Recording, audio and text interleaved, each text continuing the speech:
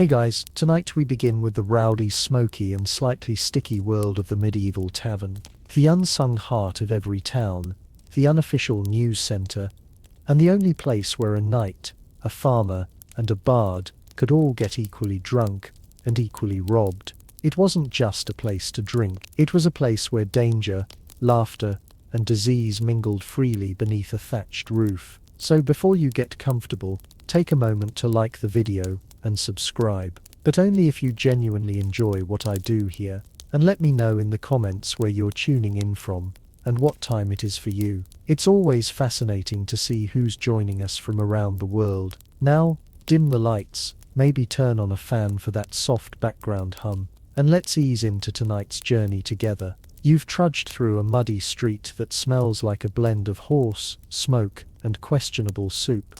It's raining, of course, or just finished, so everything's slick, including your only pair of shoes. You're tired, you're hungry, and you've nearly been run over by a cart full of turnips twice. You need a drink. So how do you find a tavern in a medieval town? There are no glowing signs, no Yelp reviews, and certainly no GPS. What you do have are your ears. Just follow the noise. Somewhere past the blacksmith's forge and the fishmonger yelling about his fresh river eels is a chorus of laughter, shouting, and someone aggressively singing about a goose. And there it is, a crooked wooden building, leaning slightly, as if even the architecture has had one too many. Hanging above the door is a wooden sign, barely legible, with a crude painting of, is that a barrel, or a bear, or maybe both? Either way, this is it. Welcome to the tavern. The front step is slick with ale, and as you push open the heavy iron-hinged door, it lets out a creak so long and dramatic, it might qualify as its own form of entertainment. Instantly, warm air and the rich perfume of smoke, wet wool, stale beer, and mystery meat hit your face like a drunken handshake. You've made it. Inside, the ceiling is low enough to make tall men duck and drunk men bump their heads. The floor is dirt, not metaphorically, literally. Though someone's laid down straw in an attempt to pretend it's cleaner, it isn't. It isn't. There are no private booths, no waiters with menus, and no such thing as quiet conversation.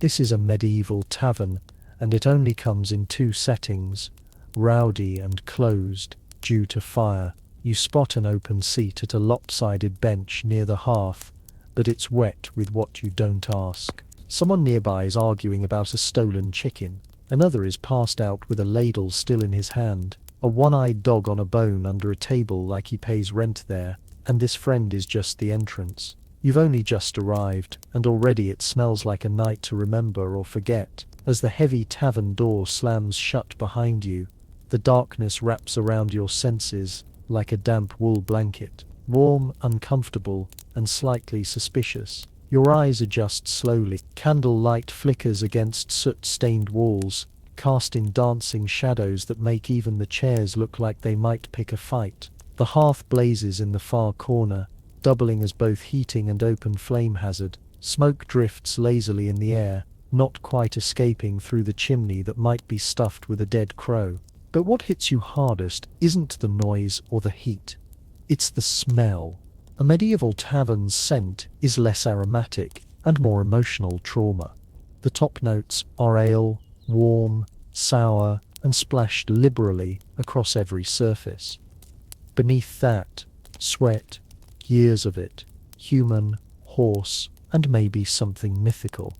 Add a hint of mouldy bread, wet straw, and a whisper of boiled onions, and you have a blend no perfumer has dared bottle. The tables are carved with years of initials, crude drawings, and knife scars. They wobble with a kind of stubborn pride. The benches creak under the weight of muddy boots, thick cloaks, and questionable decisions. The floor dirt as promised, but layered with straw meant to soak up spills, spit, and the occasional unconscious customer. You step carefully, just one wrong move, and your foot sinks into something with a texture best left undescribed. The crowd is a living, breathing organism. Loud laughter erupts in one corner, while two men argue about the price of a pig in another. A woman slams a mug down hard enough to spill half her drink, and no one even flinches. A man at the next table stares at you with the dazed look of someone who's either thinking very deeply or forgetting how chairs work. Someone nearby sneezes. The entire left side of the room collectively leans away. And still, despite the overwhelming assault on your modern sensibilities, there's something welcoming here. The tavern is alive. It's rough, raw, and completely unfiltered. The medieval version of a community hub, minus the hygiene, and with 400% more shouting. You find your seat. It's a bit damp, it's probably cursed, but for now, it's yours. At first glance, the tavern's layout looks like someone arranged the furniture during an earthquake and then just decided to leave it that way. There's no blueprint, no bar area, no cozy booths in the back, just a sprawling, uneven spillage of tables, benches, barrels, and the occasional wooden crate being passed off as a seat. Everything is too close together or too far apart, depending on how drunk you are. The hearth is the only real centerpiece, a big open fire roaring against one wall, doing its best to provide warmth, light, and a healthy dose of indoor smoke inhalation. Around it, people crowd in for comfort, like moths with mugs. Those with the best seats hog the warmth. Those without, well, that's what ale is for. The bar, if you can call it that, is usually just a thick wooden plank resting across two barrels, sagging under the weight of jugs, mugs, and elbows. Behind it stands the tavern keeper, multitasking between pouring drinks, yelling orders, and giving that one guy in the corner the death stare of, "You still haven't paid for last Tuesday." There are no menus. You ask what's available, and brace yourself. The answer is usually ale, or shut up and wait. A narrow staircase, possibly original, definitely splintery, leads to the upstairs rooms. If you squint, you can see a boot hanging from one of the railing posts. No one's entirely sure if it's decorative or a warning. Some taverns have a back room. It might be for storage. It might be for illegal gambling. Or it might be where the last person who insulted the barmaid was taken, never to be seen again. It's best not to ask. The walls are stained with candle soot. The windows are covered with greasy cloth or animal hide, and every surface has been thoroughly polished by the elbows, boots, and spilled drinks of generations past, and maybe a chicken. Somehow, despite the chaos or because every medieval tavern has a ruler, and it's not the local lord or the tax collector, it's the tavern keeper. They may not wear a crown, but don't be fooled. This person runs the show. Equal parts, chef, server, accountant, babysitter, and executioner of barroom justice. The tavern keeper is a one-person institution, and they take no nonsense. If it's a man, he's likely built like a barrel with arms, grizzled, grumpy, and carved from cured meat and bad decisions. If it's a woman, and often it is, she's sharper than a blacksmith's file, and can silence a room with a single look. Either way, they've seen everything, heard worse, and cleaned blood out of straw before breakfast. They greet regulars with a nod, strangers with suspicion, and troublemakers with a tankard to the head. Behind the bar, they keep mental tabs on who's paid, who owes, and who's had 3 too many, and they do it all without writing anything down because medieval literacy might be rare. But tavern memory is terrifying. The tavern keeper sets the tone. If they're in a good mood, the place hums. If they're in a bad mood, you'd better drink fast and keep your jokes to yourself. They're the referee in every argument, the judge in every cheating scandal, and the first to grab a club when a fight breaks out. You do not mess with the tavern keeper. They also know everything. Who's in debt, who's having an affair, who arrived in town under a false name. Need information? Bribe the barkeep. Need protection? Sit near them. Need a favor? Better hope you didn't break a mug last week. Some have a helper. A son, daughter, spouse, or orphan.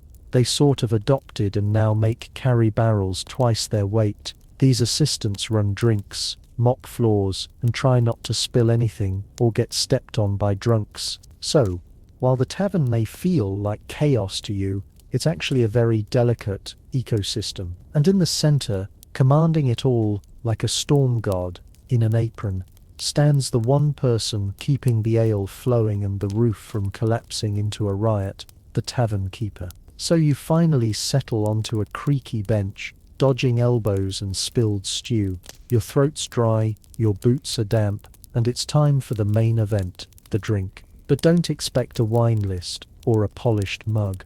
This is a medieval tavern. Your choices are limited, lukewarm, and possibly life-threatening. Let's start with the classic ale, unfiltered, unpasteurized, and usually brewed in the back room where the dog sleeps. It's thick, cloudy, and often comes with floaties, bits of grain yeast, or possibly a chunk of the previous customer's mustache. It's not cold because there's no ice. You don't ask how long it's been sitting in the barrel. You just drink and hope. Next up, mead honey wine. They're so fancy. Right. There's race. In reality, it's sweet, strong, and occasionally explosive. If the tavern keeper made it themselves, it might be delicious, or it might taste like regret and bee venom. It's usually served to nobles, wedding guests, or that one bard who insists on being paid in gold or mead. Then there's cider made from apples that were either freshly picked or dropped on the ground 3 weeks ago. Sharp, tangy, and served in cracked mugs that may double as soup bowls by morning. It's the drink of choice in orchard-rich regions, or for those who want something just alcoholic enough to forget the smell of the man sitting beside them. Wine? Technically, yes. But unless you're in southern Europe, or the nobility's in town, it's likely watered down, soured, and served with a side of sarcasm. Good wine is reserved for lords, bishops, and the merchant who just sold 12 crates of salt and water. That's a bold choice, because half the time it's teeming with invisible death. Boiling costs fuel, and clean wells are rare. That's why even children drink ale. It's not about the buzz. It's about not dying of dysentery before age 8. No one's measuring shots or crafting cocktails here. You drink from mugs made of wood, clay, or tin. Some still have last night's stew in them. You raise your mug, sniff it, and sip. It's warm, it's bitter, and somehow it's perfect. Because in the medieval tavern, if it's wet and won't kill you immediately, it's a fine vintage. So, you've survived the drink? Barely. Now your stomach growls, reminding you that you haven't eaten since sunrise, and your last meal was mostly barley and sadness. Time to eat. But don't get excited. There's no menu, no waiter, and absolutely no one asking if you have any dietary restrictions. You don't order food in a medieval tavern. You ask what's left, then hope it's hot and only vaguely mysterious. The star of the tavern table is usually pottage, a thick stew made from whatever grains, vegetables, and questionable proteins were lying around that day. It's been cooking in the same pot since Monday, and it's now Thursday. New ingredients are added daily, nothing is removed. It's less of a meal and more of a culinary time capsule. If meat is involved, congratulations. It's probably rabbit, pigeon, or the unlucky chicken who wandered too close to the fire.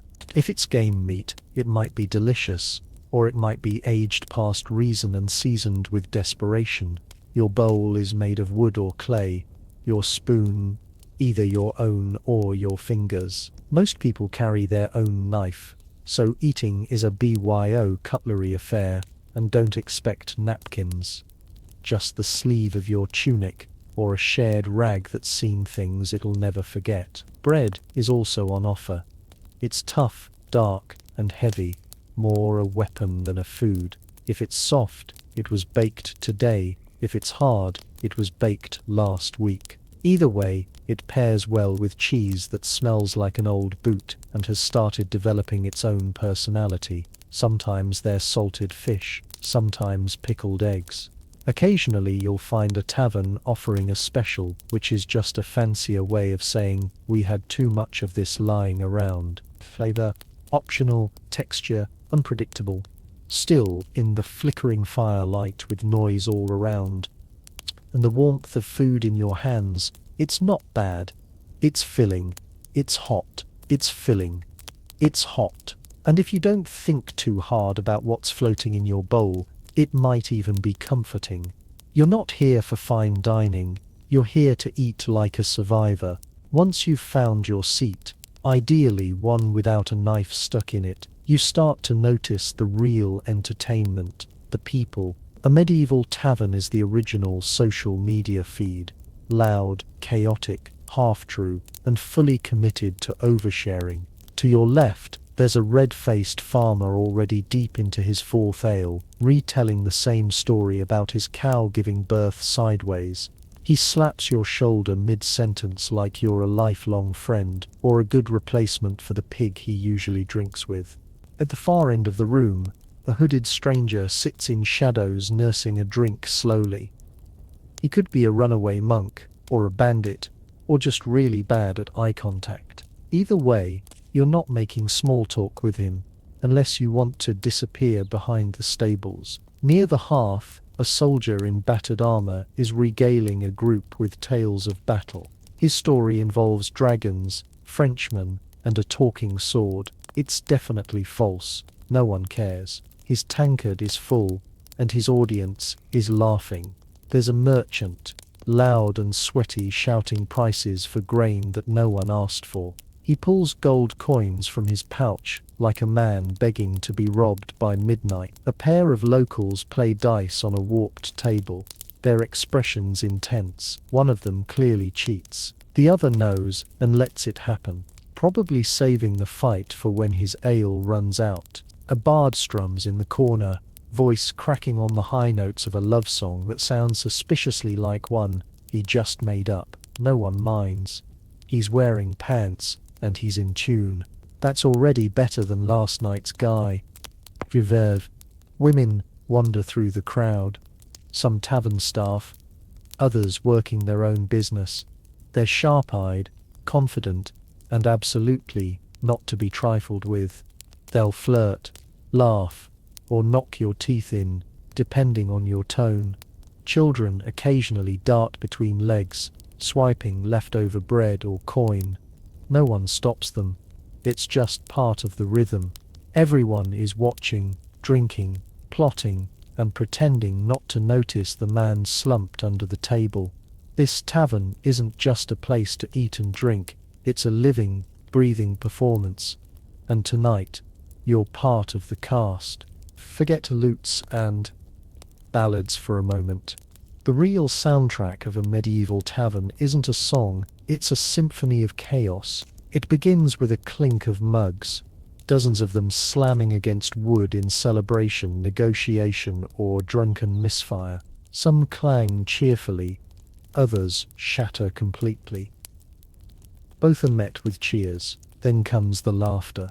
Big, loud, belly laughter that sounds like it escaped from a wild boar. Most of it makes no sense. A farmer chuckles at his own joke about hay. A knight giggles at the word pottage. A monk wheezes uncontrollably every time someone says duck. You learn quickly not to ask. Voices layer over one another, each louder than the last, fighting for dominance like roosters in a coop.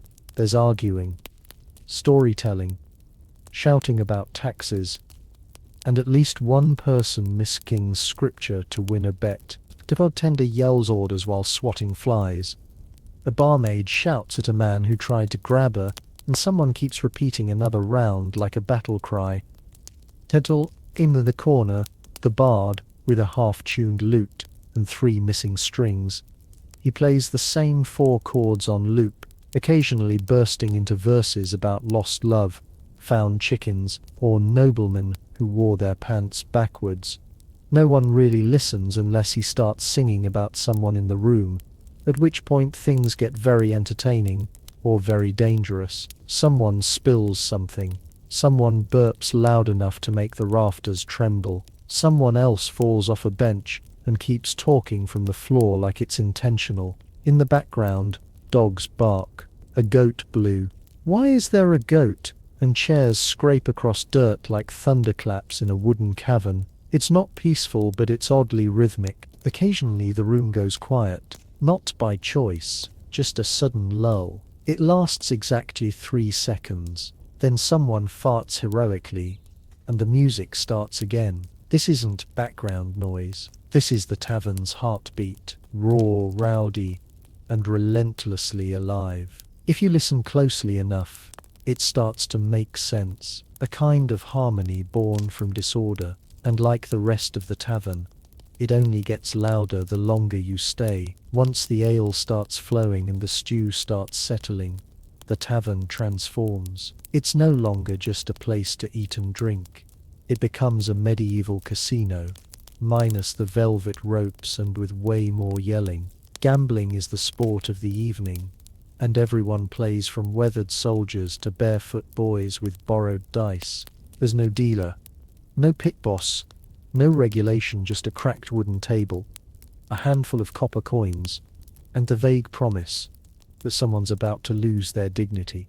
Dice are the game of choice, carved from bone, wood, or whatever was lying around. They clatter across tabletops like rolling thunder, each toss followed by a mix of cheers, groans, and accusations of witchcraft. No one trusts the dice. Everyone uses them. Then there are cards. If you're in a more cultured part of town, thick, hand-painted, worn to the edges, and always missing 1 or 2. The rules shift based on who explains them. Sometimes you're trying to get the highest number. Other times, you're matching symbols or just making it up as you go. It's like poker, but with more slapping.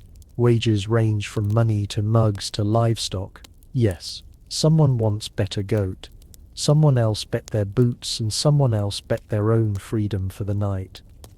Yes, spoiler, he lost. The regulars are slick. They shuffle quickly, roll slowly, and smile a little too wide. Cheating, of course.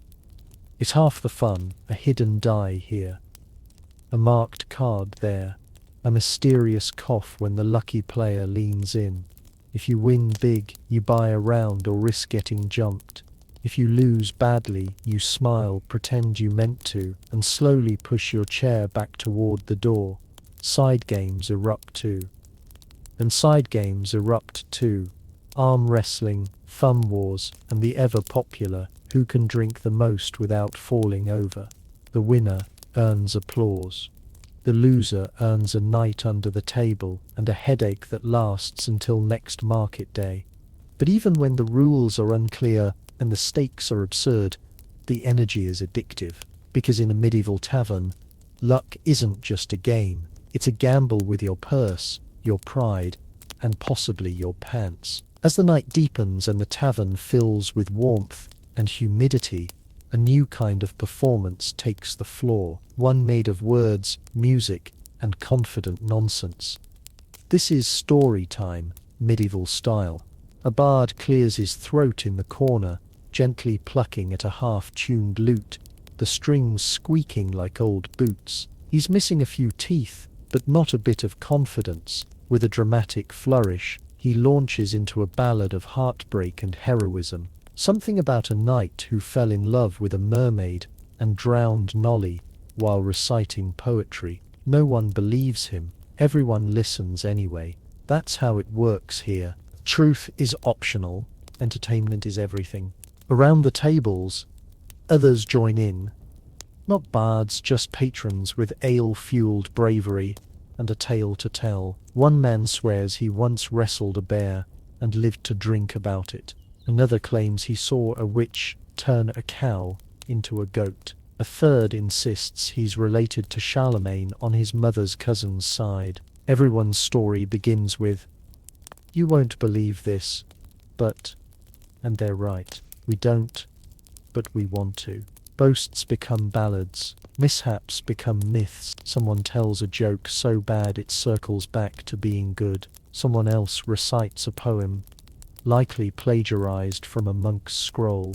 The room claps, hoots, or throws bread depending on the quality or quantity of the performance. If you're lucky, a scold or minstrel might be passing through. Professionals who travel from town to town, exchanging music for coins, meals, and occasionally a place to sleep indoors. Their songs are polished, their tales long, and their ability to rile up a crowd dangerous. But even they know the golden rule of tavern tales. Never let facts ruin a good story.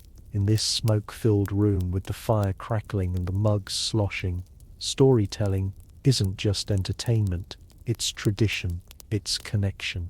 It's how you make friends, enemies, and the occasional lifelong drinking partner. By midnight, half the tavern is reenacting the story of the one-legged knight who fought off 6 highwaymen with a ladle. You laugh, you cheer, you forget it's all made up, because in a medieval tavern, every liar is a legend, if the story is good enough. As the night deepens and the ale keeps flowing, something changes in the air, a kind of boozy boldness. The bard is halfway through his 3rd song about unfaithful shepherdesses, and suddenly everyone's feeling romantic. Welcome to medieval flirting. Subtlety has left the building. It starts with eye contact, or at least one eye, slightly squinting through a mead-induced haze. A man with 2 remaining teeth leans across a bench and slurs, "My lady, your beauty burns brighter than the hearth." She responds by hurling a bread crust at his forehead. The room cheers. Others try their luck more gently, offering refilled mugs, clumsy compliments, or offers to help carry a bowl of stew so it doesn't spill. Spoiler, it still spills. If you're a woman in the tavern, staff, guest, or traveling merchant, you're likely used to fending off at least 3 would-be poets, 2 arm wrestlers, and 1 man who tries to impress you by balancing a knife on his nose. Usually, it ends with a black eye or an empty purse. For those actually seeking companionship, taverns offer more than just flirting. Courtesans work the room with practiced ease, knowing who has coin, who has charm, and who will pass out before making it to the stairs. Transactions are discreet, but the implications are loud. Jealous lovers. Oh yes, nothing sparks.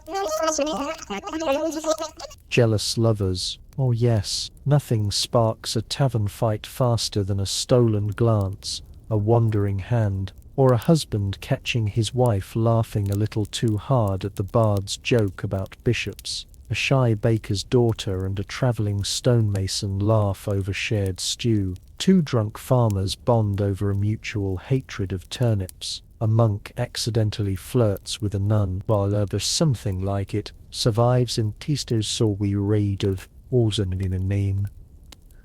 Osberazed Prue. In the medieval tavern, romance is equal parts charm, chance, and not falling face first into your bowl mid-sentence. You might win a heart, you might earn a slap. Either way, you're going to remember it, or at least hear about it, the next morning. It was bound to happen. Maybe someone spilled a drink. Maybe someone accused someone else of cheating at dice. Maybe 2 people claimed the same bench, and neither backed down. Or maybe someone said something about someone else's mother, goat, or soup. Doesn't really matter. Suddenly, it's on the tavern. Once a blur of music and mugs turns on a dime. A stool flies. A tankard crashes to the floor. Someone yells, "Hold my bread," and launches themselves over a bench with all the grace of a drunk catapult. No one is surprised. In fact, most people don't even stop drinking. A bar fight in the Middle Ages isn't rare. It's expected. It's practically a feature. And while it sounds terrifying, it's usually more comedic than deadly. People swing wildly, miss, trip, and land in someone's dinner. Hair is pulled, beards are grabbed, shirts are torn. The tavern keeper roars like a battlefield general, while holding a ladle in one hand and a club in the other. Occasionally, someone joins the fight with no idea why. They just saw action and leapt in fists first. Others place informal bets, cheer, or slide their mugs out of splash range, weapons rare. Most folks know better. Pulling a blade in a tavern can turn a casual brawl into a full-blown tavern legend, and no one wants to be banned from the only place that serves hot food and warm ale. Eventually, someone hits the floor and stays there. Someone else stumbles into a wall and decides that's as good a place as any to sit and rethink their life. The fight burns out like a tavern candle, suddenly and without ceremony. And here's the strange part. Once it's over, it's over. The fighters are separated, mugs are refilled, someone starts a song, and within 10 minutes, everyone is laughing again, including the guy with the bleeding nose. No grudges, no lawsuits, just bruises, stories, and maybe a new nickname like One-Eyed Arnold or Bench-Breaker Bill. Because in a medieval tavern, a good fight is just part of a good night. Messy, ridiculous, and weirdly bonding, and if no one gets hurt too badly, it's just another round of entertainment. So, the brawl's over. The bard has passed out mid-ballad, and your stomach is full of mystery stew and slightly fermented cider. It's time to sleep, or at least attempt to. It's time to sleep, or at least attempt to, but don't expect a feather bed and lavender-scented linens. This is a medieval tavern, not a spa. If the tavern offers lodging, it's likely a creaky staircase away, upstairs, past slanted floors, and beams low enough to test your skull's durability. The rooms are small, cold, and absolutely shared. Privacy doesn't exist. You're sleeping shoulder to shoulder with strangers, some snoring like church bells, others dreaming loudly in languages you've never heard. Beds. Technically, most are straw-stuffed mattresses, thin, lumpy, and crawling with what medieval folks fondly called companions. You lay down fully clothed, boots on, dagger under your pillow, not for comfort, but for defensive strategy. Blankets are shared, so are smells. And if someone had garlic earlier, someone always has garlic. It will become an intimate part of your dreams. If you're too poor or too drunk for a room, you sleep downstairs on a bench, under a table, or just in a corner by the hearth, curled up next to a dog that may or may not belong to the tavern. You'll be stepped on, probably sneezed on, and maybe used as a footrest. The tavern never really quiets. Even after the last mug is drained and the last fight patched up, there's always someone muttering in their sleep, a log popping in the fire, or a distant fart echoing through the rafters. And yet somehow you drift off. It's not comfortable, it's not clean, but it's safe enough. The fire keeps the worst of the cold away. The tavern keeper keeps watch with one eye open and a club in hand, and the noise becomes its own kind of lullaby, familiar, human, alive. You'll wake with a sore neck, a dry mouth, and a questionably acquired bruise. But for a few hours you sleep in the company of travelers, rogues, farmers, and fools. No kings, no silence, just snoring, straw, and a faint hope your boots are still there come morning. Dawn creeps in like an uninvited guest, sliding pale light through the cracks in the shutters and poking at your eyelids with merciless persistence. The tavern has changed overnight.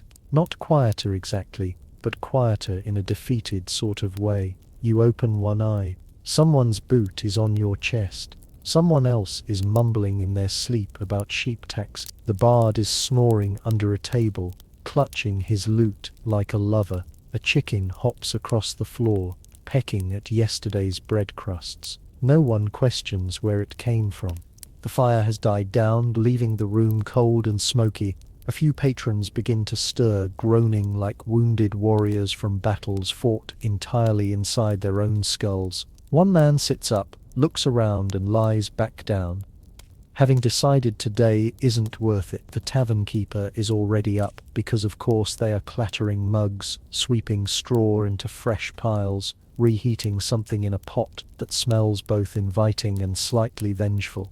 They shoot a look at the bodies on the floor, then bang a ladle against a mug like a morning bell from hell, up or out. That's your wake-up call. There's no breakfast buffet. If you're lucky, there's more pottage now. Even thicker than last night, bread is rewarmed. Some patrons just dunk their heads in a barrel of rainwater outside and call it clean living. You check your pouch, 2 coins and a button, better than expected. Your boots still here, one of them has a bite mark, but they're yours, a win. A few new faces trickle in, early risers, travellers, workers in need of a drink before dealing with livestock, taxes, or worse, neighbours. The tavern begins to stir again, like a beast slowly waking. Someone starts retelling a story from last night. It's already changed, of course. Now there were 2 fights, and the bar song summoned a ghost. Everyone nods like it's gospel. The night was chaos. The morning is groggy, grimy, and full of regret. And yet you smile, because somehow you survived it.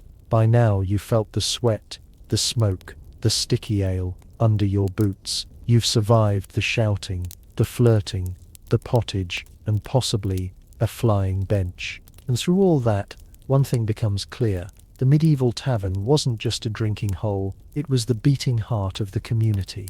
In a world with no phones, no newspapers, no social networks, the tavern was where news travelled. A merchant from the coast could share gossip from a foreign port. A soldier could describe the war from the front. A bard could sing songs that stitched people together, even if the lyrics changed every night. This was a place for connection. Farmers drank beside craftsmen. Pilgrims shared bread with thieves. Strangers became friends, or at least drinking buddies before the second round. Here, social classes blurred, rumours were born, alliances were made, and grudges were buried or fueled further depending on how the dice rolled. The tavern was also where business happened. Deals made, contracts shaken over splinters and spilled cider. It was a court, a confessional, and a theatre stage all at once. You could find a job, lose your purse, get married, or start a feud in a single evening. And it offered something else too. Something you couldn't buy at the market or pray for in a chapel.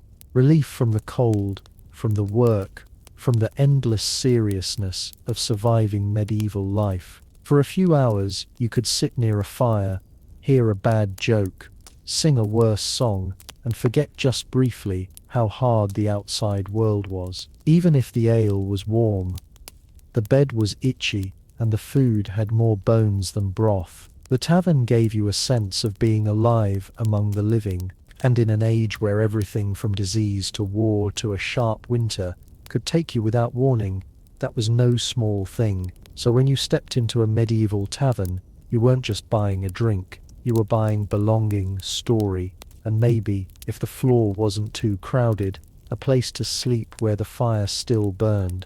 Because long before cafes and pubs and coffee houses, there was the tavern. Loud, dirty, honest, and absolutely unforgettable. Before she became the most iconic face of ancient Egypt, immortalized in a limestone bust with high cheekbones and a gaze frozen in serene confidence, Nefertiti was a woman cloaked in mystery. Her name means the beautiful one has come. But no one knows exactly where she came from. Some believe she was the daughter of a powerful Egyptian official named Ive, possibly even the sister of Akhenaten. Others argue she was a foreign princess sent to Egypt in a marriage alliance. Her origins are debated, but her influence is undeniable. Nefertiti appears in the historical record like lightning, sudden, brilliant and transformative. She enters Akhenaten's life not as a passive queen, but as an equal partner in a reign that would shake Egypt's religious and cultural foundations. Together they would dismantle centuries of tradition, discard the pantheon of gods and elevate the sun disk Aten as the one true deity. It was a radical, near-heretical move, and Nefertiti wasn't just watching from the throne, she was leading ceremonies, making offerings, even depicted in art smiting enemies. a role typically reserved for male pharaohs. Unlike other queens who were relegated to the background, Nefertiti was ever present. She appears in more artwork from the period than even Akhenaten himself. In these depictions she isn't cloaked in subservience. She stands tall, sometimes larger than life, holding power quite literally in her hands. And in a society where pharaohs were divine, her proximity to Akhenaten, both spiritually and politically, suggested something more. Perhaps she wasn't just queen, perhaps she was co-ruler, but this rise wasn't without tension.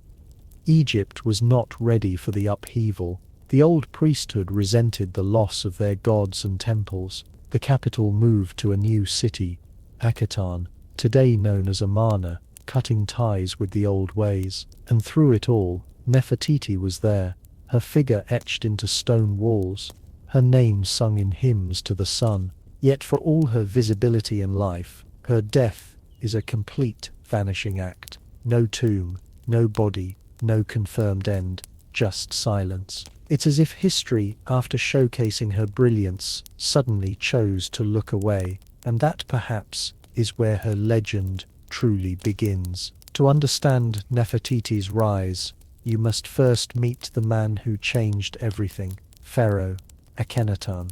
He wasn't born with that name. He was, originally, Amenhotep IV, a prince in line with a 1,000-year legacy of gods and tradition. But something shifted inside him. Some call it divine inspiration. Others say madness. When he became king, he turned his back on the mighty god Ammon and declared a new truth. There was only one god worth worshipping: the sun itself. This wasn't just a religious shift. It was an earthquake that cracked the bedrock of Egyptian civilization. Imagine a society built around temples, priests, and rituals being told overnight that their gods were false, their worship obsolete. Akhenaten didn't just preach monotheism, he enforced it. The temples of Amun were shut down. His name was chiseled off monuments. Statues were smashed. Entire cities were abandoned.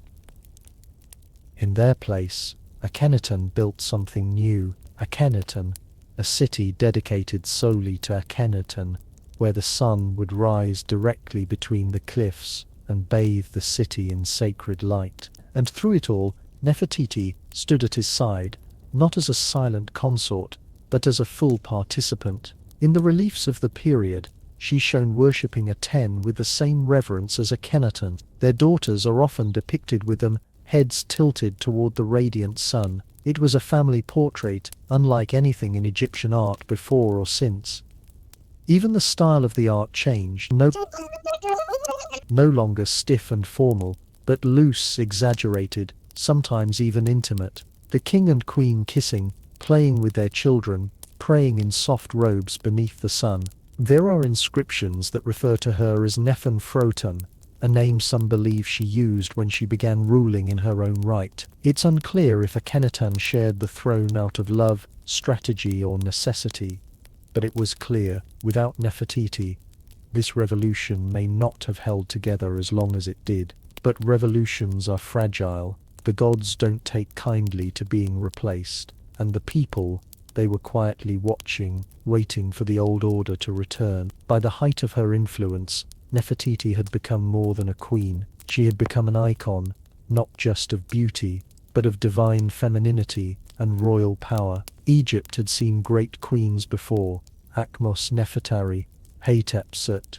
But Nefertiti's presence felt different. She wasn't ruling from the shadows or taking power through war. She was reshaping the spiritual and cultural fabric of Egypt, beside her husband in real time, as a living goddess. She bore Akhenaten's 6 daughters, Meritatan, Mekhetatan, and Khisenpartan, and others, all of whom were frequently depicted in family scenes beneath the rays of Ikton. Curiously, no sons were ever confirmed. In a kingdom obsessed with lineage, this was both a political problem and a historical mystery. Was it fate, or was something else at play? Some suggest Akhenaten may have had sons with other wives, or even more controversially with Nefertiti herself, fueling modern speculation and uncomfortable theories that range from the speculative to the salacious. What is certain is that motherhood was central to her image. In art, Nefertiti is portrayed cradling her children,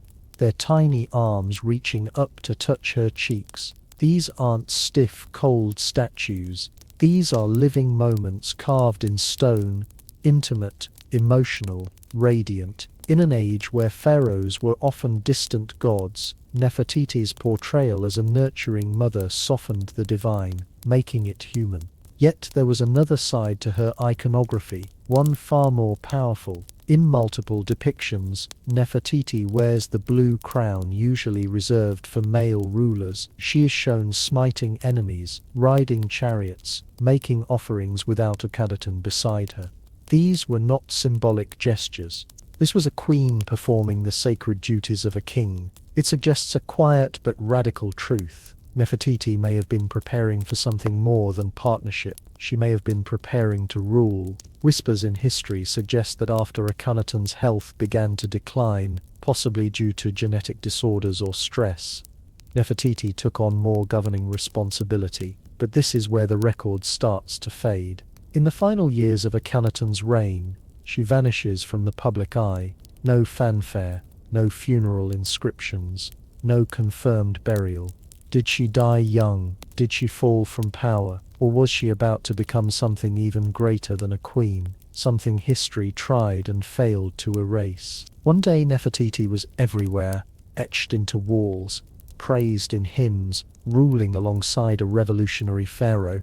And then, like a breath in the desert wind, she vanished. No ancient Egyptian queen had ever been so visible. Yet around year 12 of Akhenaten's 17-year reign, the records grow eerily silent. Her name disappears from the inscriptions. Her image fades from the art. No tomb, no death announcement, no mourning scene. For a woman so central to Egypt's cultural upheaval, her absence is more than strange. It's a black hole in history. So what happened to her? One theory suggests the simplest answer.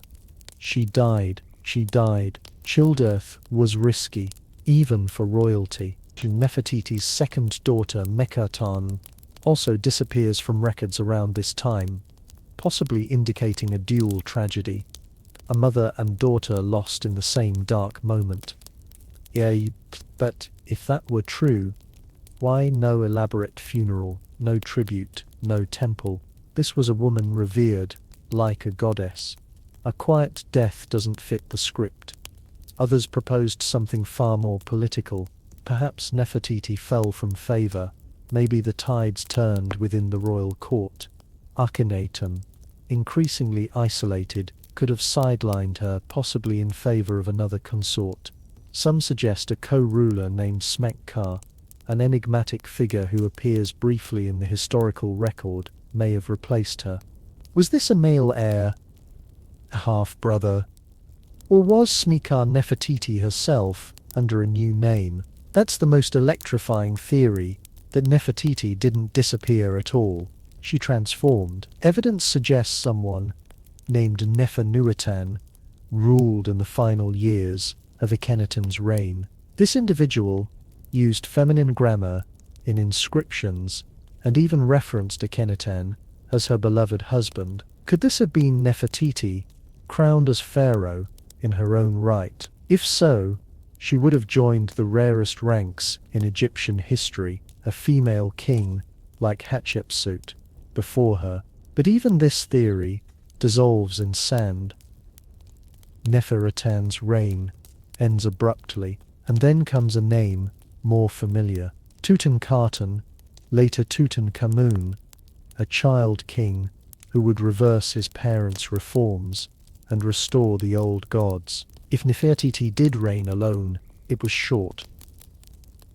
And so stood Nonkir, or Nefanfer-Watan.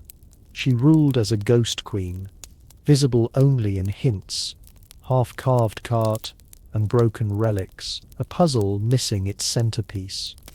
And so just as suddenly as she arrived, the most powerful woman in Egypt, disappears. But her legend, that was just beginning to take shape. As the dust of Amarna began to settle, a new figure emerged, a boy king, barely old enough to hold a scepter. His name was Tutankhamun, later changed to Tutankhamun, and he would become the most famous pharaoh in the world, not for what he did in life, but for the treasures found in his untouched tomb. But what matters here is this: who was his mother? The historical records are frustratingly silent. His father was almost certainly Akhenaten, but the identity of his mother remains shrouded in confusion. Some scholars argue that Nefertiti was his stepmother. Others speculate she may have been his biological mother, pointing to art and timing that seems to place him as a young child during her final public appearances. If Nefertiti truly bore Tutankhamun, it would make sense. His early reign was clearly guided by someone with a steady hand, and his decisions to reverse his father's religious revolution may not have been entirely his own. And that's where the intrigue deepens. Who was steering the ship during Tutankhamun's fragile reign? The boy king was only about 9 when he took the throne. A child can't restore a religious empire alone. Someone was behind the scenes, someone experienced in court politics, religion, and public symbolism. Could it have been Nefertiti ruling from the shadows? Or was it the high priest, Ifyor Forsund, or Saul, this, the high priest, fourfold father, or perhaps both working together to erase the chaos of Amarna and return Egypt to its old gods? One of the more compelling pieces of evidence comes from a golden shrine found in Tutankhamun's tomb. It shows a woman anointing the young king, a woman with features eerily similar to Nefertiti. If that was her, it means she may not have vanished at all, but stayed at the heart of power in a more discreet form. Still, without a named tomb, without a confirmed mummy, we are left with only fragments. She did guide Tutankhamun. Her fingerprints are everywhere, but her name is gone, scrubbed from temples, left out of king lists, as though someone tried to erase the memory of a woman who once ruled like a god. And yet, the irony is rich. Tutankhamun's fame would resurrect her image, because in searching for his story, the world stumbled upon hers. For someone who stood at the center of Egypt's most radical era, queen, priestess, possible pharaoh, Nefertiti, left behind no confirmed tomb. Not a single monument bears her death rites. No sarcophagus, no Ari mask, no inscription whispering her final words to the gods. It's as though she evaporated. This absence has haunted Egyptologists for over a century. In a culture obsessed with the afterlife, where every noble was embalmed, mummified, and buried with instructions for the soul's journey, how could one of the most powerful women in Egyptian history be lost? Theories abound. One possibility is that she was buried hastily and without ceremony in the waning years of the Amarna period. Perhaps her radical legacy made her dangerous in the eyes of the new regime.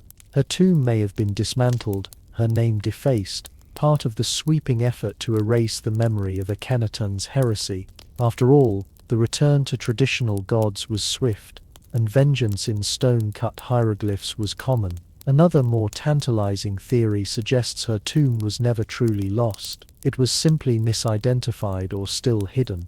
Some researchers proposed that she lies within the Valley of the Kings itself, concealed behind the walls of Tutan's tomb. In 2015, radar scans of KV-62, the famed tomb of King Tut, indicated possible hidden chambers. Was Nefertiti buried just inches away, sealed off, and forgotten beneath layers of history and gold? That idea captured the world's imagination, a queen sleeping just beyond reach. Egyptologists held their breath, but further scans yielded inconclusive results. Excavations slowed, funding dried up, and once again, Nefertiti retreated into myth. Yet her absence is loud. We have her images, dozens, perhaps hundreds. Her likeness captured in stone and pigment. Her bust, now in Berlin, still gazes with unfathomable grace across museum glass, as if she knows something we don't.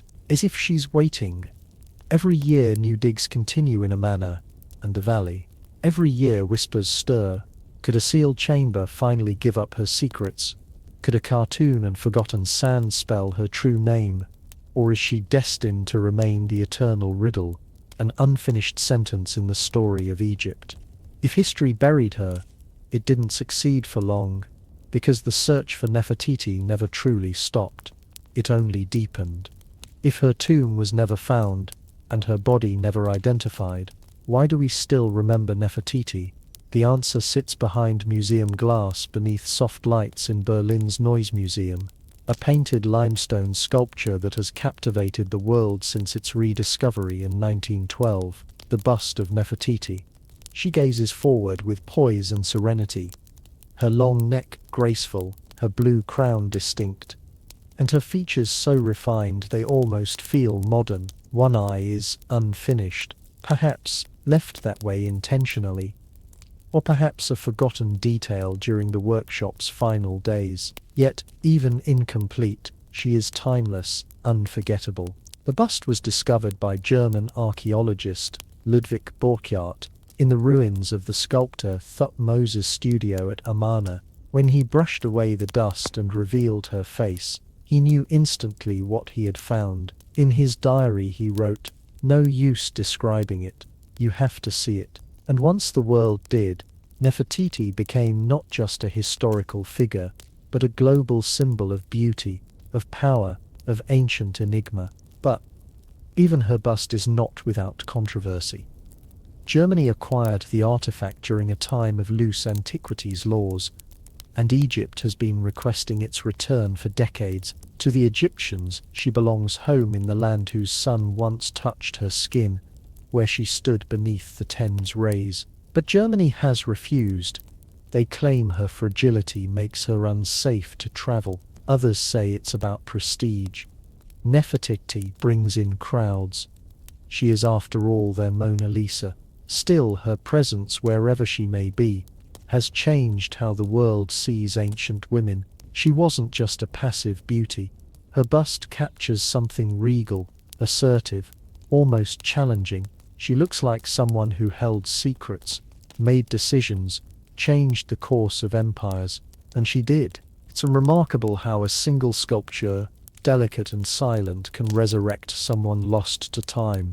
We may never find her tomb, we may never know how she died, but through this bust, Nefertiti achieved something extraordinary. She became immortal, not in gold, but in human memory.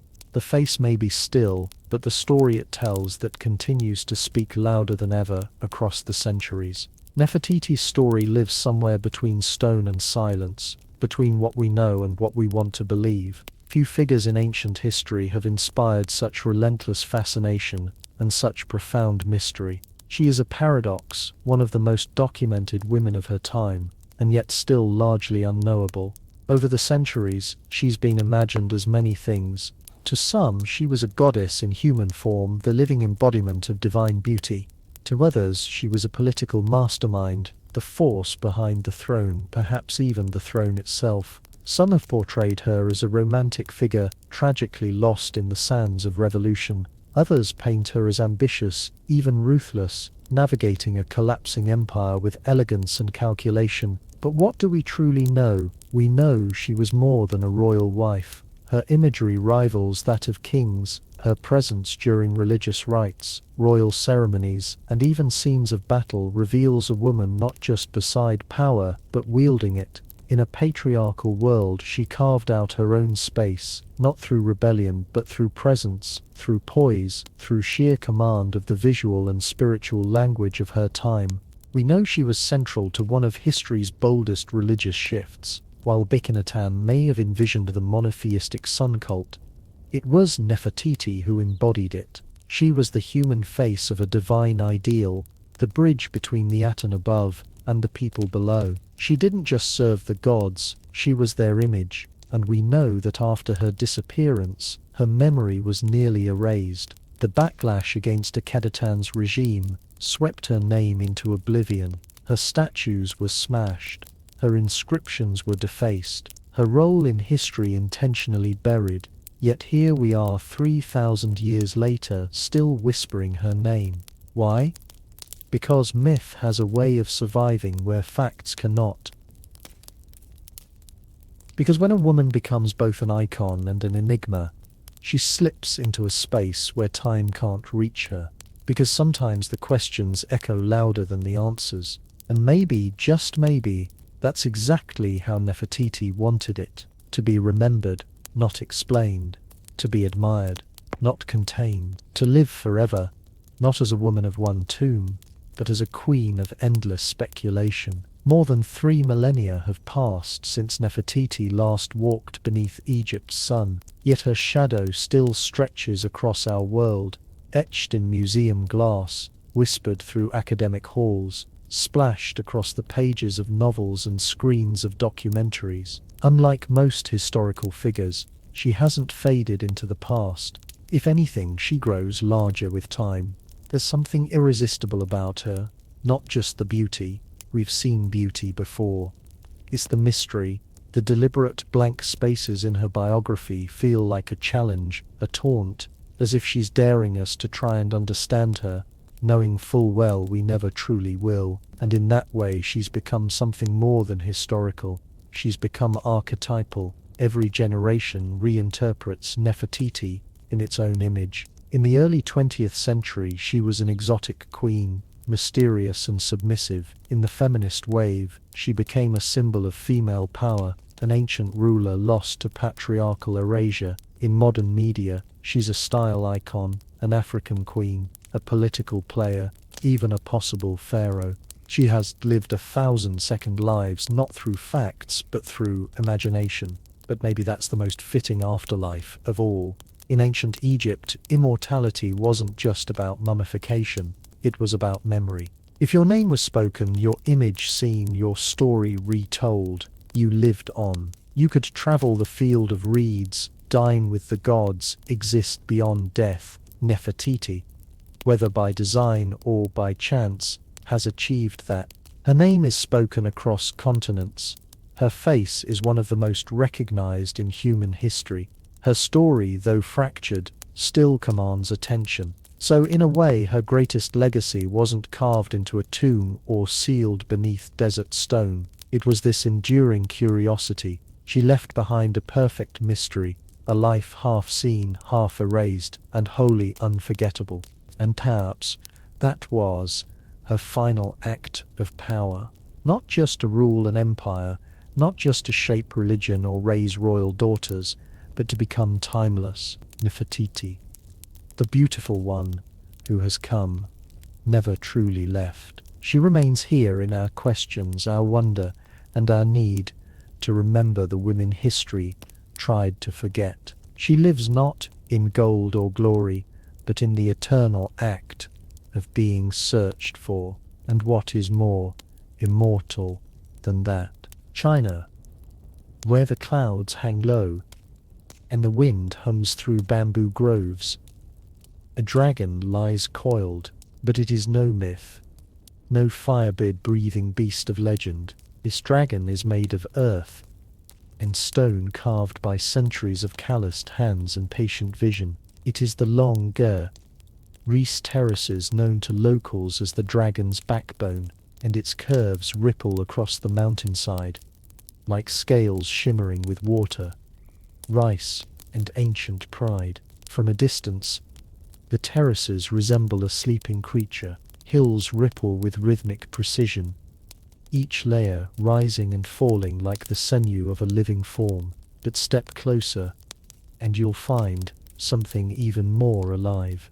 Water flows in soft whispers along carefully dug channels. The seedlings flutter in the breeze, and at dawn the morning mist drapes the landscape like breath rising from the dragon's nostrils. These terraces weren't built in haste. Their story began over 700 years ago when the Jangand Yo people, ethnic minorities with deep ties to the mountains, chose to tame the slopes rather than abandon them. Flat land was scarce, machinery was non-existent, and so they looked to the mountain and asked a simple question: how do we feed ourselves here?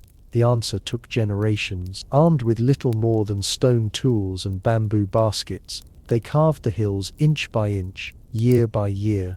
With each level built, they not only shaped the land, they taught it to breathe with them. Rainfall became resource. Slope became sustenance.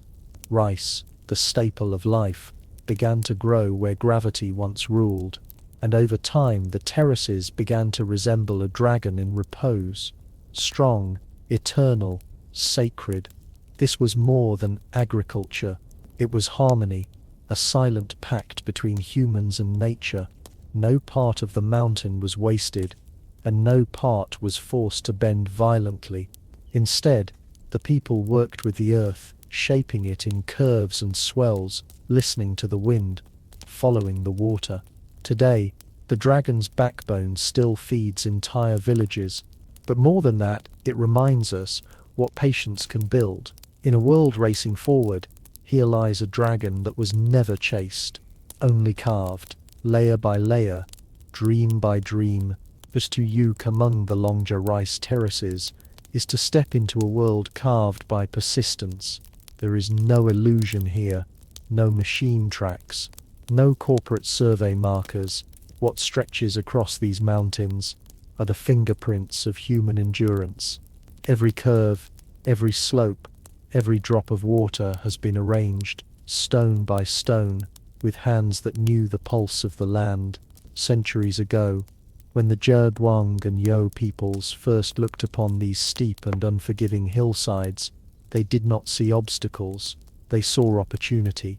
The lands were already taken, the fertile valleys already sown, but up here amid the rugged peaks there was possibility. If only they could make the earth listen. With no heavy tools, they began wooden shovels, stone hoes, baskets of mud and rubble, carried on backs worn by time. Slowly terraces began to form, horizontal veins across the mountain, held in place by hand-stacked stone walls. These weren't accidental cuts into the slope. They were calculated. Each level had to be perfectly balanced, not only to hold water, but to carry it from one tier to the next without waste. One miscalculation could cause an entire section to collapse. Too steep, and the water would rush. Too flat, and it would stagnate. So they measured not with rulers but with generations of intuition. Wisdom children learned from their elders. Elders watched the seasons, and the mountain in time gave in, not with surrender, but with trust. And the result, a landscape that defies nature by flowing with it. From the valley base to the cloud-kissed peaks, these terraces rise like a spiral staircase to the sky. They mirror the topography with elegance, almost as if the mountain grew them itself. But no, the mountain did not shape these curves. Humans did, with no engines, no concrete, no architectural degrees, just time, just trial and error, just the belief that land, no matter how steep, can be made to serve life. Today, the terraces remain functional, still farmed, still repaired, still respected. No bulldozers, no shortcuts. The old ways survive not because they resist the future, but because they proved something rare. That tradition, when rooted deep enough, can outlast every storm. If the dragon's backbone is muscle and bone, then water is its blood. It flows quietly without pumps or engines, tracing ancient channels that slip from mountaintop springs into every terrace below. This hydraulic choreography is no accident. It is the secret life of the terraces, the reason they've endured for centuries. At the top of the mountain, rainwater and natural springs are caught in narrow ditches and earthen cornels. From there, gravity becomes the farmer's silent ally. The water descends through terrace after terrace, pooling gently. This design, fluid, seamless, ensures that every patch of rice receives what it needs, no more, no less. There are no valves, no switches. Control lies in subtle gates made of stone or wood, adjusted by hand and habit. If one terrace overflows, it could flood the next. If one leaks, a drought may follow, and so the villagers, guardians of this delicate system, walk the ridges daily, checking, adjusting, listening to the sound of flow. It's less like farming, more like playing an instrument. One wrong note, and the whole song is off. But the water does more than feed rice. It's important bishop more than feed. Race skied endures the terraces are first flooded. The patties turn to glass. They reflect the clouds, the sun, even the stars on a clear night. Visitors often describe the sight as surreal, like the mountain has become a living mirror, reflecting both heaven and earth. Then comes summer. The water thickens with stalks of green. The reflection fades, replaced by movement, rippling rice plants swaying in the wind like an emerald sea. In autumn the water glistens through the gold of ripened grain, and in winter, when farming ceases, snow and frost replace the flowing current. The dragon sleeps, but the channels remain, quiet veins awaiting spring. Time moves differently here, not by hours but by moisture, by the first trickle of mountain fall, by the sound of frogs returning, by the scent of wet soil returning, by the scent of wet soil, in a world that measures time in seconds. The people of Longdus still measure it in seasons and drops, and so the dragon lives not in fire and flight, but in ripples of water, pulsing gently through a living masterpiece of stone and soil. Spring in the Longding Mountains begins not with blossoms but with water. As the snow melts in the higher peaks, streams trickle downward, breathing life into the waiting terraces. The mirror-like patties are ready. The dragon stirs, and the people prepare for the ritual that ties them to every generation before them, planting the first seed. There is no grand announcement, only quiet movement. Farmers, young and old, rise with the mist. They walk barefoot along the narrow ridges, straw hats low over their eyes, baskets balanced on their backs. The air is thick with the scent of soaked soil and mountain wind. The patties flooded just days earlier now shimmer like polished jade. This is not a task for machines. It never has been. Each rice seedling grown in nursery beds is transplanted by hand, one by one, line by line. The workers step into the cold water and press the tender stalks into the mud with gentle fingers. It's a rhythm that feels almost sacred. Back bent, arm out, hand press, repeat all day, sometimes for weeks. Children follow, splashing in the shallows, mimicking their elders. They learn not from textbooks but by standing in the water, feeling the resistance of mud, learning the spacing by eye. It's how knowledge survives here, lived, not spoken. Planting is more than labor.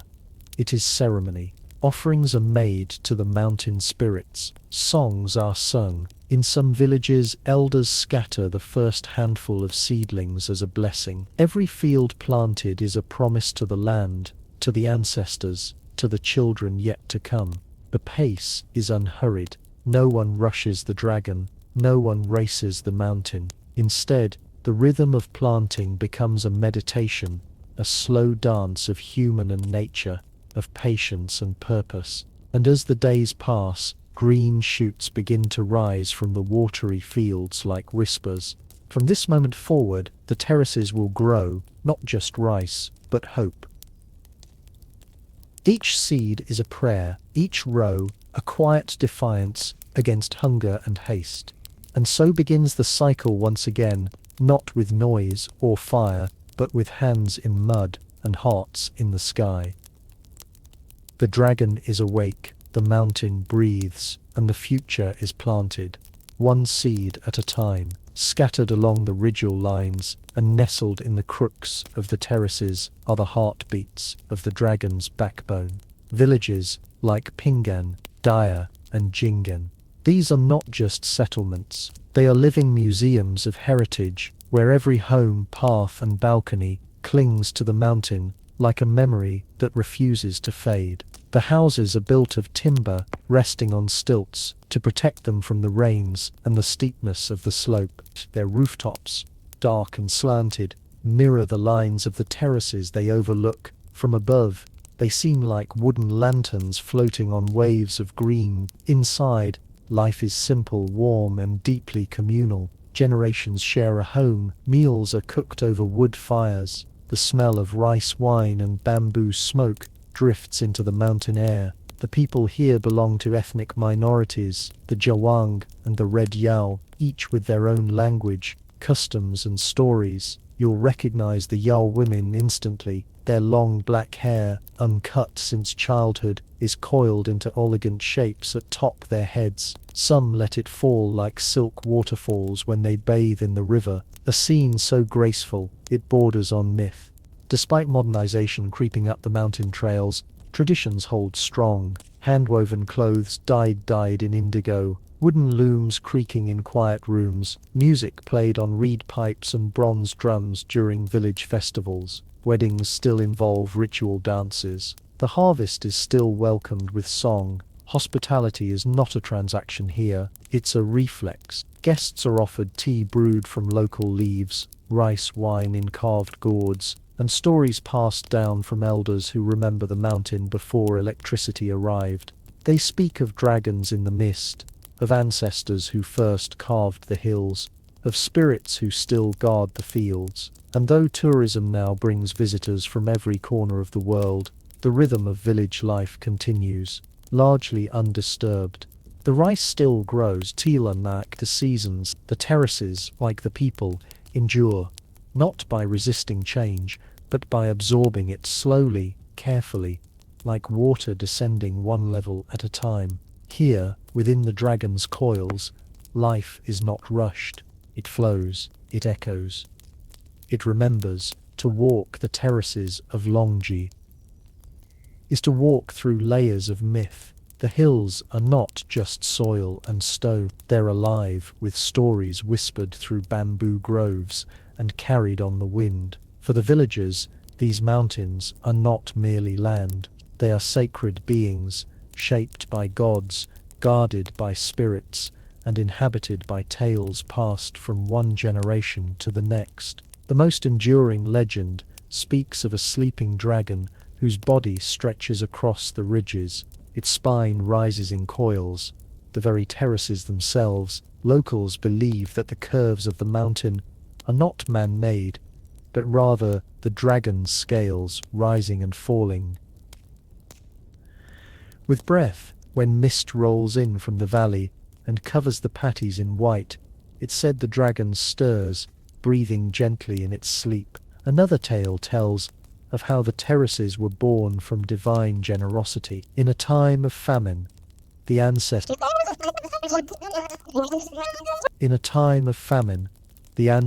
climbed the mountains and prayed to the heavens. Moved by their devotion, the gods sent rain and instructed them to carve the hills into steps so rice could grow. These beliefs are not written in books.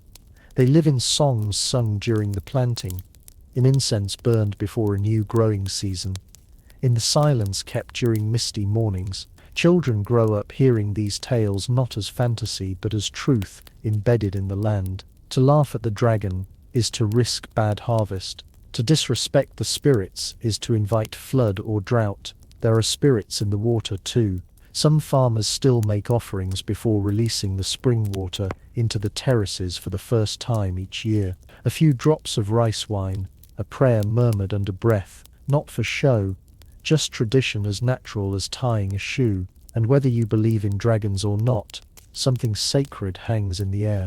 Maybe it's the silence, maybe it's the clouds, or maybe it's the quiet certainty that this place is more than human work. It's a story still being told, written not in ink, but in stone, water, and rice. For centuries, the dragon's backbone was a secret kept by the mountains, remote, quiet, and known only to those who called it home. But no place, no matter how sacred, remains untouched forever. The road came. The wires followed. Tourists, cameras and smartphones climbed the hills alongside the farmers, and the terraces, ancient and weathered, faced a question they'd never had to answer before. How do you survive the modern world? At first there was worry. Some feared the mountain would be sold piece by piece to developers, that concrete would replace wood, that culture would become costume. But the people of Long J didn't just endure, they adapted, not by abandoning the past, but by weaving the present into it, one careful thread at a time. Villagers began opening their homes to guests, not as resorts, but as family stays. Visitors eat local meals, sticky rice steamed in bamboo, wild greens picked that morning. They sleep in wooden stilt houses where roosters still announce the sunrise. The experience isn't curated for show, it's lived, honest, real, and the farming, it continues. Each season, locals still flood the terraces, still plant by hand, still harvest with sickles worn smooth by time. Children attend school by day, but help in the fields at dusk. Tourism may bring income, but rice brings life. One supports the other. Both are essential. Some young villagers have left for the cities, but many return. There is something magnetic about the terraces, something deeper than nostalgia. It's the sound of water sliding through the channels, the way the stars reflect in the patties, the way the mountains teach patience. Local festivals have grown louder. Yes, there are now microphones where there were once drums, signs in Mandarin and English stand beside sacred springs. But the rituals still happen, offerings are still made, elders still lead the songs. The dragon's backbone didn't resist change. It absorbed it with grace, with balance. The terraces remain not because they are frozen in time, but because they breathe with time, flexing, adjusting, but never breaking. In an age where tradition is often sacrificed for progress, Long G stands as quiet proof that progress can walk gently if it chooses. That the old ways still have room in the modern world, especially when they are this beautiful. The dragon's backbone is never the same place twice. With each season, it sheds its skin, transforms its colors, shifts its mood. While cities change in years, the terraces change in weeks, draped not just in light but in rhythm. To stand among them through a full year is to witness a mountain breathe. Spring arrives like a mirror. The terraces are flooded in preparation for planting, and the still water reflects the sky like silver glass. Clouds drift not just above, but below your feet. Visitors speak of walking through heaven. The fields look empty, but they're full of potential. Beneath the surface, life is stirring. Summer brings a burst of green. The rice shoots stretch tall and straight, blanketing the hills in an emerald cascade. From a distance, the terraces look like ribbons of velvet rolling in every direction. The air is warm and wet. Frogs call from the patties. Farmers knee-deep in water work from dawn till dusk, their hats bobbing like tiny sails on a jade sea. Autumn is gold, harvest time. The rice matures and the terraces catch fire in the sunlight, glowing with grain. The fields ripple in the wind and drums echo through the villages. Families gather, songs are sung. Sticky rice is cooked. It's not just a season, it's a celebration. The dragon, fully awake, offers its bounty. Winter draws the mountain into stillness. The terrace is empty.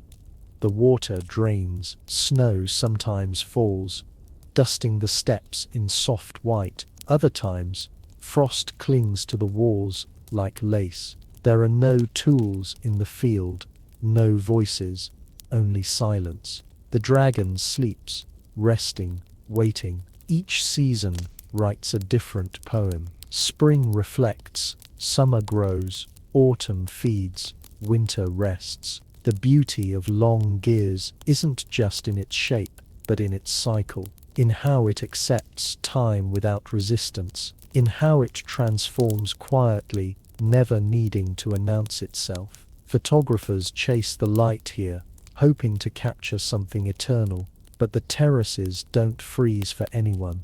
They move, they breathe. They teach us softly that beauty is not static. It's a rhythm, a practice, a promise renewed with every season. And so the dragon turns again, not with roar or flame, but with water, grain and wind. In the end, the terraces are more than fields. They are a vow, quiet, curved and carved into the mountainside. A promise passed down from hand to hand, season to season, generation to generation. The dragon's backbone is not just a wonder of agriculture or a masterpiece of engineering. It is the story of what happens when humans choose to live with the land, not against it. There were easier paths. The ancestors of long could have moved to valleys, chased flatter ground, but they stayed. They studied the slope, listened to the stone, followed the water, and in doing so they made the impossible ordinary, feeding villages on a mountainside. Every curve holds a lesson, not just about rice, but about patience, about legacy, about care. These terraces weren't built in years or even decades. They took centuries. There is no shortcut to harmony, no machine that can replicate the knowledge etched into each stone wall by calloused hands and quiet persistence. And yet, nothing about them is frozen. The terraces are alive. They evolve. They bend with the weather, with the needs of the people, with the shape of the world. That's their secret. They were never rigid. They were always fluid. Even now, as the modern world climbs the hills with its signals and screens, the terraces remain grounded. They change, but they do not vanish because their roots are not just in soil.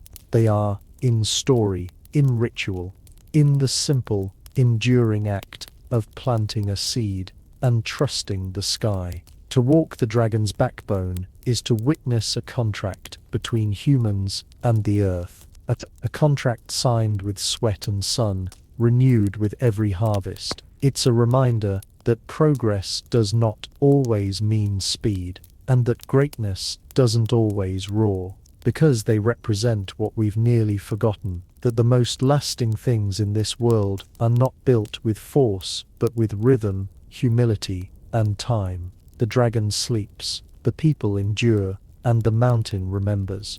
Most visitors to Giza lift their eyes to the sky, drawn to the towering silhouettes of the pyramids and the gaze of the great Sphinx.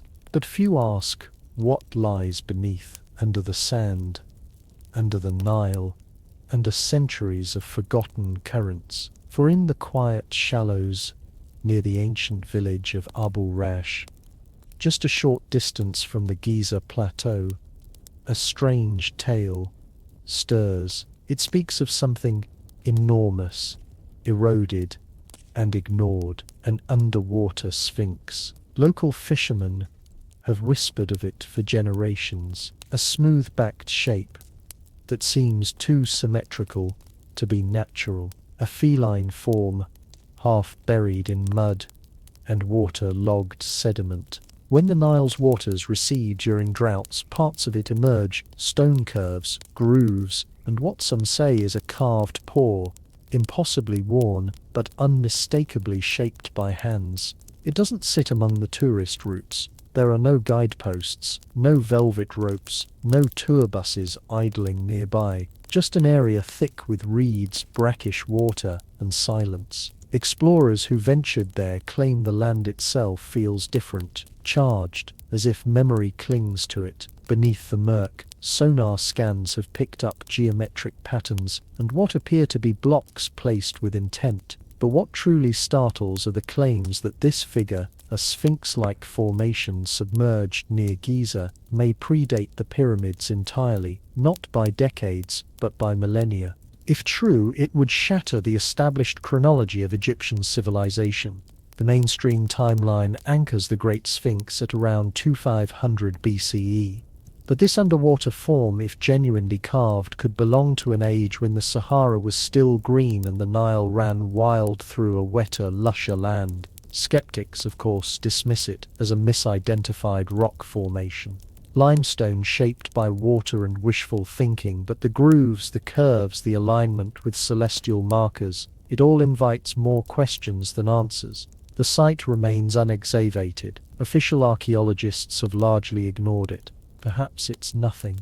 Perhaps it's everything. A relic not just of Egypt's past, but of a world lost to flood and time. For now the so-called underwater Sphinx lies quiet, not sleeping, waiting. And if it could speak, one wonders what secrets it would tell, and why so many seem determined not to listen.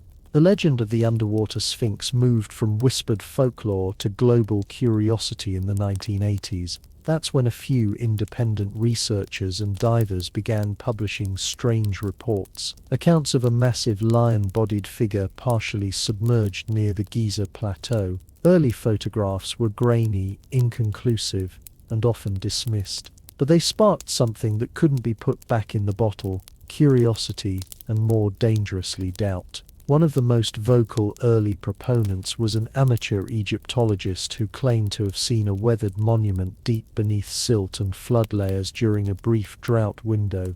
According to him, the figure wasn't an isolated rock or erosion trick. It had geometry, legs, symmetry, even the faint suggestion of a carved face. Naturally, this challenged the traditional narrative. In Datu, most scholars place the construction of the Giza pyramids and the Great Sphinx at around 2500 BCE during the reign of Pharaoh Khafra.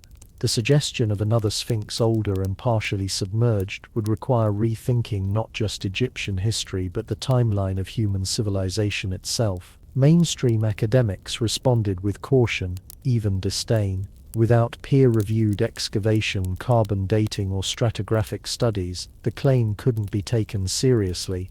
Many argued the so-called underwater Sphinx was likely a natural formation, limestone weathered by thousands of years of Nile flooding and sediment erosion. In Egypt, they pointed out, nature often mimics the intentional. Wind, water, and time are capable sculptors. But the photos kept circulating. The sonar readings continued to show odd patterns, too regular, too smooth, too suggestive. And then came the theorists. Authors, filmmakers, and fringe historians began building stories around the mystery that the Sphinx was a relic of a forgotten civilization, perhaps Atlantean, perhaps pre-dynastic Egyptian, lost in a flood that scoured the Sahara. They pointed to water erosion patterns on the original Great Sphinx, argued for lost technologies, and hinted that what lay beneath the Nile might be far older than accepted memory allows. The debate grew louder, but the ground remained still. No official dig was launched, no museum claimed it, and the Sphinx, if that's what it is, remained right where it always had been, buried in silt, caught between myth and mud. The idea that something near Giza might predate the pyramids isn't just provocative, it's revolutionary. If the underwater Sphinx is more than erosion or coincidence, then Egypt's story didn't begin in the 4th dynasty. It began before it, deep in prehistory, when the Sahara was a green savanna and the Nile roamed wider, wilder, and less predictable. This possibility gained traction in the 1990s, when geologist Dr. Robert Schoch studied the Great Sphinx itself.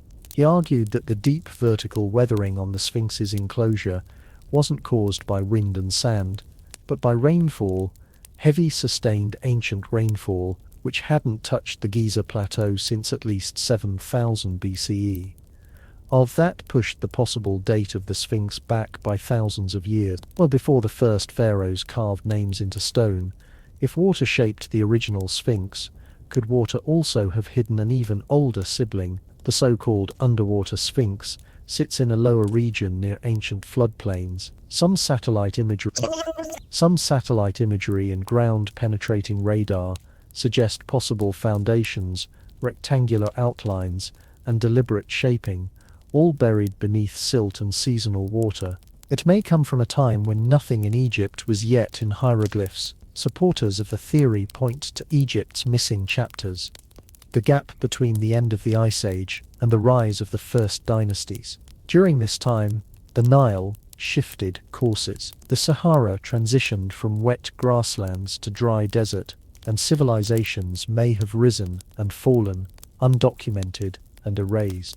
The idea that an ancient people, pre-iterate, Prophorianic, could have shaped a monument of this scale seems implausible to traditional historians.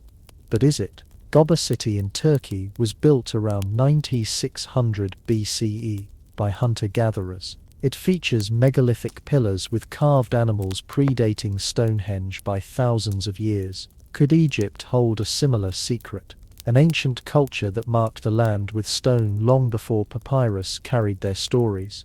If the underwater Sphinx was built in such a time, it would change everything we know about human history. It would suggest not just forgotten ruins, but a forgotten age, one that may have whispered to the builders of Giza, leaving behind more than myth, perhaps a monument drowned, then forgotten. Stone doesn't lie, it remembers, and around the site of the so-called underwater Sphinx, it tells a quiet but persistent story, not just of time, but of water. Sediment layers, erosion marks, and flood patterns hint at a history long before the desert became dry, long before the Nile settled into its familiar course, long before the pharaohs carved their names into history. Geologists who have examined photographs and data from the site near Abu Roash note peculiar erosion marks, smooth rounded grooves that suggest prolonged exposure to flowing water.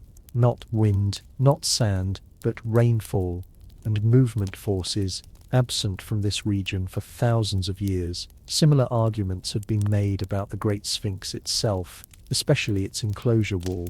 Critics of the standard timeline point out that the deep vertical fissures seen on the Sphinx's surrounding trench don't resemble wind erosion at all.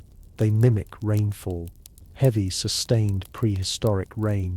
Now, at the possible underwater Sphinx site, we see the same signature, only this time hidden beneath a shallow flood basin. During periods of low Nile flow or excavation, parts of the structure are said to rise into view, lion-like hunches, shoulders, and a foundation that seems too level to be natural. Researchers who have surveyed the area note that the basin is geologically active with high clay content and evidence of ancient water tables fluctuating violently. The stone there is heavily worn but not randomly. The wear follows the shape of the structure itself, flowing in lines that suggest deliberate carving, then drowning. Some sedimentary layers around the site date back to the early Holocene, when Egypt was wetter, greener, and prone to massive flooding. If a monument had been carved then, it could have stood for centuries before being swallowed by mud, forgotten by shifting populations, and buried under the Nile's wandering silt. Skeptics argue this is all coincidence. Natural formations teased into myth by hopeful eyes, but water doesn't form symmetry. It doesn't carve pores. It doesn't create aligned foundations or echo the geometry of a known sphinx just a few miles away. So the question deepens. If water erased this monument from view, what else has it taken with it?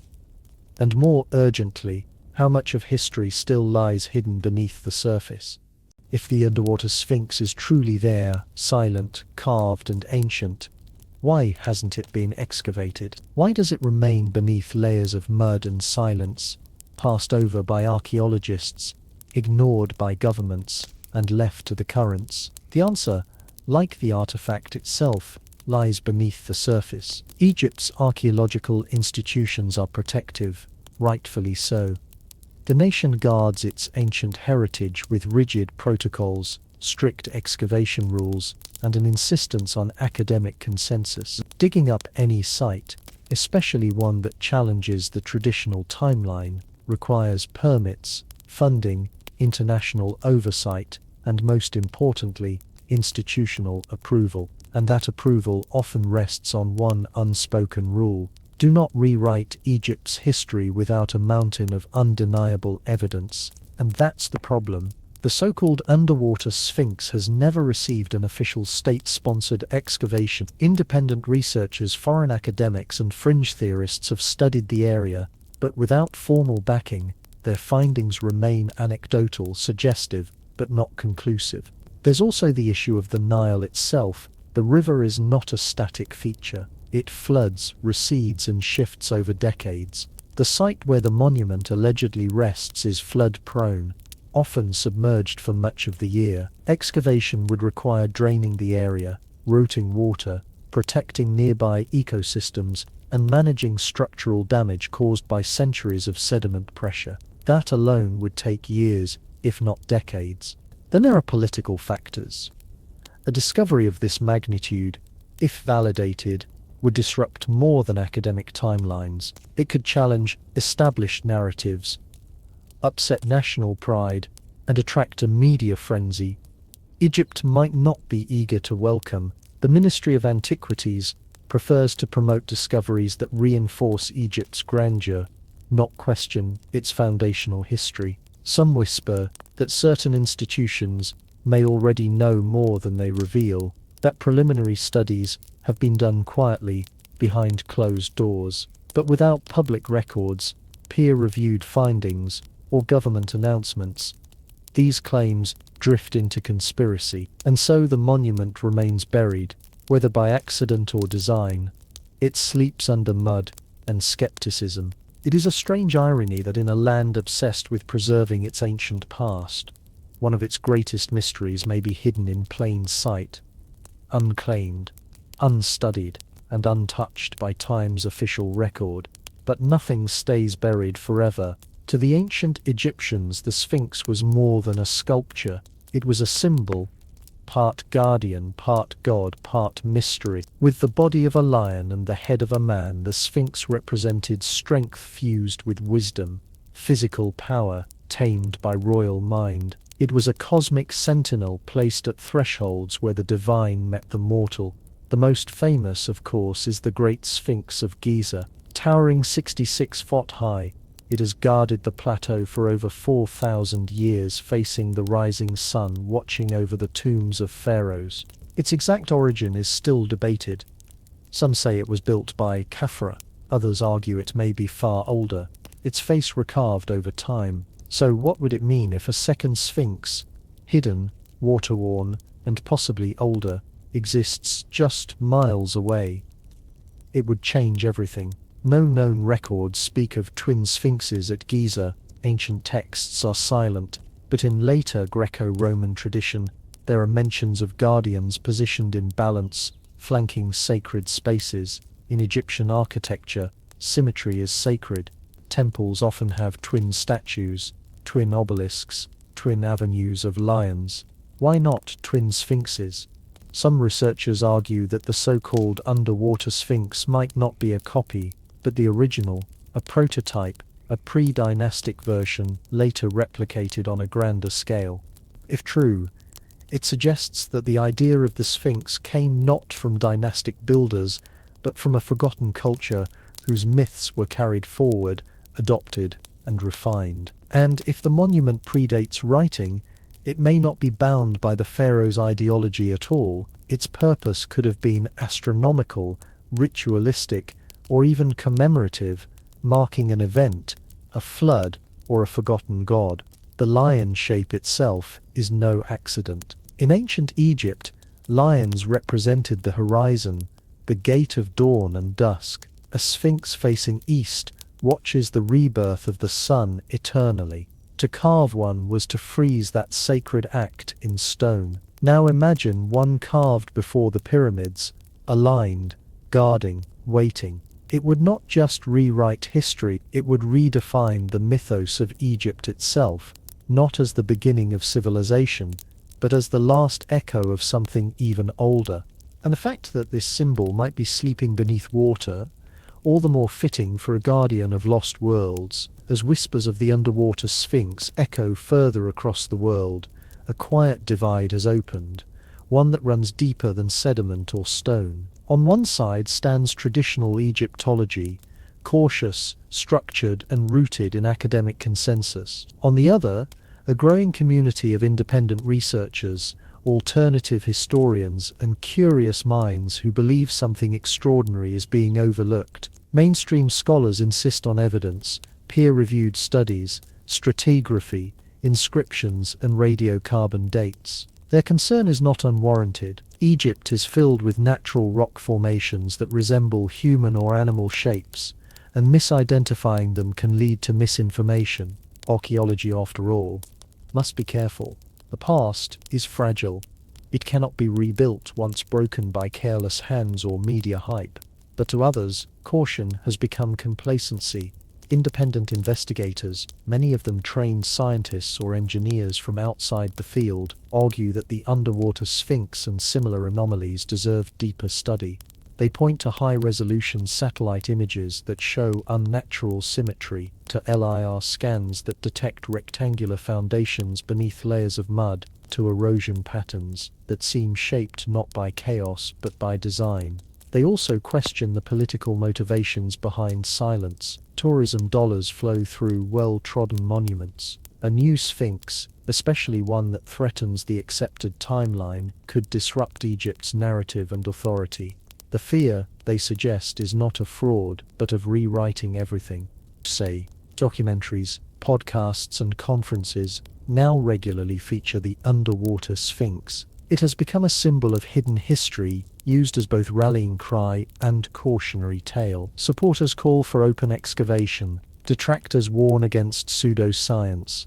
The truth, as always, is lost in the middle, buried beneath voices as thick as the Nile's silt. The divide isn't just academic, it's emotional. It speaks to how we approach the past. Do we trust only what has been confirmed, or do we follow the hints left just beyond reach? The underwater sphinx forces that question into the open. It's not just a rock or a relic, it's a litmus test for how curious we're allowed to be. And as long as it remains unearthed, both sides will continue to argue above a monument that says nothing, yet might change everything. There's something haunting about a mystery buried in plain sight, especially when it wears the face of a lion and stares up from the mud with ancient silence. The so-called underwater sphinx near Giza may or may not be real, but its pull is undeniable. It stirs something in us. A yearning not just to discover, but to remember, because deep down the story of a forgotten monument taps into something older than archaeology, the human sense of loss. We've always lived beside ruins, cities fall. Languages die, civilizations vanish beneath waves, sand and ash. We look to the past not just for answers, but for identity. Who were we? How far back do our stories stretch? And what have we forgotten in our rush toward progress? If Yevedi underwater sphinx is real, if it was carved by hands before recorded history, it becomes more than a relic. It becomes a voice from a chapter we didn't know existed. A marker from an age when people may have understood the stars differently, honored the earth more intimately, or carried a mythology we can only guess at. Some believe it belongs to an advanced prehistoric culture lost to global catastrophe, a theory often dismissed as fringe, but whether or not that's true, the emotional gravity remains. To imagine a monument carved long before the pyramids, submerged by rising waters, and then erased, is to confront how fragile civilization truly is, and perhaps that's why the story persists. It reminds us that time is not linear, that empires are temporary, that even stone can disappear if the river flows long enough. But more importantly, it reminds us that discovery isn't over, that Earth still holds secrets not written in textbooks. In an era defined by instant answers and global data, the underwater sphinx is a rare thing, an unanswered question, a possibility, a mystery not yet solved by drones or algorithms, and whether it proves to be natural rock or a forgotten monument, it already holds value because it makes us wonder if the past is deeper than we thought, wonder if myth holds memory, wonder what lies just beneath the surface, waiting for someone to listen. The underwater sphinx of Giza, whether carved or accidental, confirmed or dismissed, remains where it has always been, beneath the surface, beneath the mud, the water, the weight of time. It has no plaque, no name, no spotlight, and yet it speaks softly in the absence of answers. For every monument we've unearthed in Egypt, there are others still buried, still waiting. Some are too fragile to uncover, others are lost to the shifting Nile, drowned beneath layers of silt and secrecy, and a few, like this one, sit in plain view, ignored not because they lack importance, but because they ask questions we're not yet ready to answer. Maybe that's what makes the underwater sphinx so powerful, not its size, not its age, but its silence. It forces us to confront the limits of what we know and the discomfort of what we might have overlooked. In truth, it may never be excavated. Politics, funding, and tradition form walls taller than any tomb, but that doesn't mean it's irrelevant. Quite the opposite. The monument's very obscurity has turned it into a mirror, reflecting not just what lies buried, but what we choose to remember and what we choose to forget. It also reminds us that history is not a closed book. It's a living puzzle scattered across landscapes and shorelines, waiting for a shift in tide, a change in thinking, or a brave question to unsettle the dust. Perhaps one day the water will recede and the full form will rise, paws, face and all. Perhaps radar will confirm what myth has long suspected. Or perhaps the mystery will remain passed from generation to generation, like a whisper between stones. But whether monument or mirage, the underwater sphinx already serves its greatest purpose. It stirs the imagination. And in a world drowning in certainty, that may be its greatest gift. Because maybe the most ancient things aren't just buried in sand or time. Maybe they're buried in us, in our need to explore, to remember, and to believe that somewhere out there beneath waves or desert, the past still breathes and still waits to be found.